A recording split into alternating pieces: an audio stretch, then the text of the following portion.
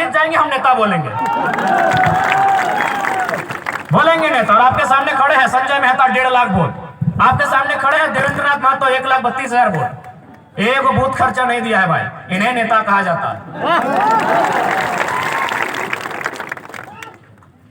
एक दिन हम एक शादी घर में गए थे, एक राज्यसभा सांसद कोई समीर उरांव करके, हम जानते नहीं है, बैठे थे बगल में। तो हम गए तो काफी भीड़ लग गया, तो लोग बोलने लगे कि भाई वो जो बगल में बैठे हैं सांसद है। बोले यार सांसद और 2 आदमी उनके साथ नहीं बैठा है।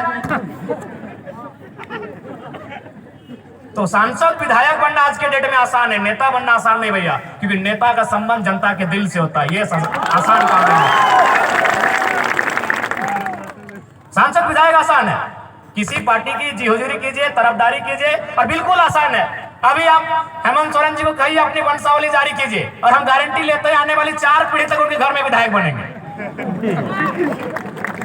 जो पैदा नहीं हुआ उनके घर में वही बच्चा विधायक बनेगा, क्योंकि विधायक सांसद बनना आज के डेट में आसान है। हम लोग नेता बनने आए हैं। नेता उसे कहते हैं जो राज्य की नेतृत्व करे, नेता उसे कहते हैं जो शोषित वंचित लोगों के लिए लड़े। हम वो काम करने आए हैं। अगर हम लोग को विधायक संसद बनना होता, आज भी कह रहे हैं सभी पार्टी जो झारखंड में बड़ी बड़ी पार्टी है, सीधा ऑफर है। अरे हमको तो पहली बार पता चला लोकसभा के चुनाव में कि सीआर माने करोड़ रुपया को बोला जाता है। हम सीआर माने सीआर समझते थे, जैसे होता ना होनार कुकुर बिलार सीआर समझ रहे आप लोग। तो हमको भी मालूम था कि सीआर माने सीआर होता है, लेकिन जब उस पार्टी के साथ हम बैठे, उसके महामंत्री से हम बैठे, उनसे हमारी 18 मिनट मीटिंग हुई, तब उन्होंने कहा कि आप पे सीआर इन्वेस्ट करेंगे। हम बोले क्या टाइगर पे सीआर इन्वेस्ट कीजिएगा? सीआर में करोड़ होता है। हमको पहली बार मालूम चला कि सीआर को करोड़ कहा जाता है। तो भैया अगर हम लोग को अगर अपने लिए जीना होता, अपने लिए महफिल सजानी होती, तो करोड़ों रुपए का इन्वेस्ट करने के लिए लोग तैयार थे। लाख रुपए नहीं, करोड़ों रुपए। यहाँ तक कि हमें कहा था कि काहे आप स्कॉर्पियो से मतलब चलते हैं, हम लोग चुनाव के कैंपेन के दरमियान आपको हेलीकॉप्टर भी मुहैया करवाएंगे। लेकिन क्या ये रास्ता अगर हम लोग भी अपने स्वार्थ के लिए चुन लेंगे, तो क्या झारखंडियों के साथ धोखा नहीं होगा?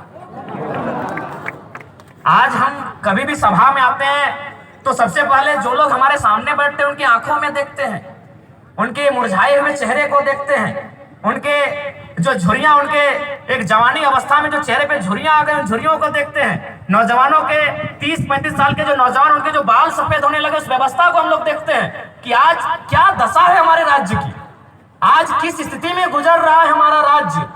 आज 40% खनिज देने के बाद भी हमारे राज्य में कहीं कोयला तो कहीं लोहा तो कहीं तांबा तो कहीं यूरेनियम रहने के बाद भी अगर हमारे राज्य के नौजवान इस हाल में रहेंगे, अगर हमारे राज्य के नौजवान इस दशा से गुजरेंगे, तो हमें लगता है इस दशा को, इस दुर्दशा को बदलने का जिम्मा उठाना चाहिए। इसीलिए हम लोग एक शुरुआत करने आए। हमने हटो नहीं कहा कि हमने कोनो जादू के छड़ी लेके आए लियो और घुराए देबो और तोहनी के रातों रात समस्या के समाधान बजे देखा झूठ सच कहना आए लियो। हमने एक कोशिश करे आए लियो, और कोशिश हमने 2 तरह से कर सका लियो। एक कोशिश धरना दे के, एक कोशिश आंदोलन करके, और एक कोशिश विधानसभा के अंदर बैठ के। तो हमने धरना दे